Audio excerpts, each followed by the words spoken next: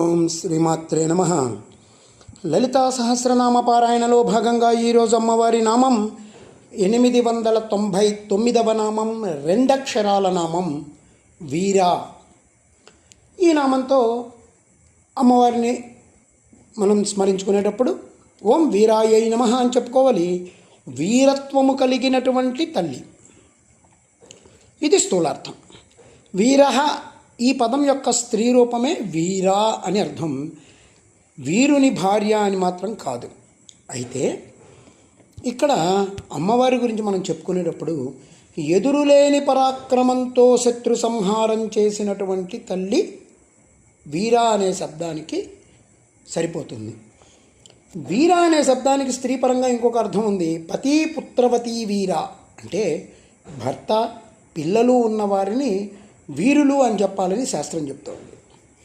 మరి అమ్మవారి వీరాయేగా.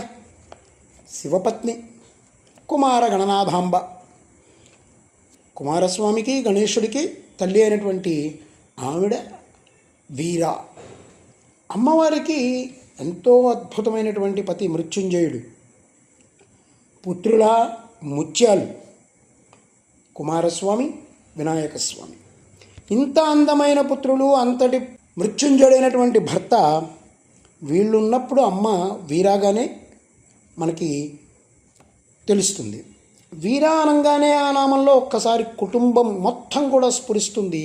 అది వీరా అనగానే మనం శివ కుటుంబాన్ని తలుచుకోవాలి. కైలాసంలో శివ సమేతంగా ఉంటూ కుమార గణనాథులని పక్కన కూర్చోబెట్టుకున్న తల్లి ఎవరైతే ఉందో ఆవిడని వీరా అనాలి. ఓం ఐం హ్రీం శ్రీం వీరాయై నమః. ఓం శ్రీమాత్రే నమః. ఓం శ్రీ మహారాజ్ఞే నమః. శ్రీమత్ సింహాసనేశ్వర్యై నమః.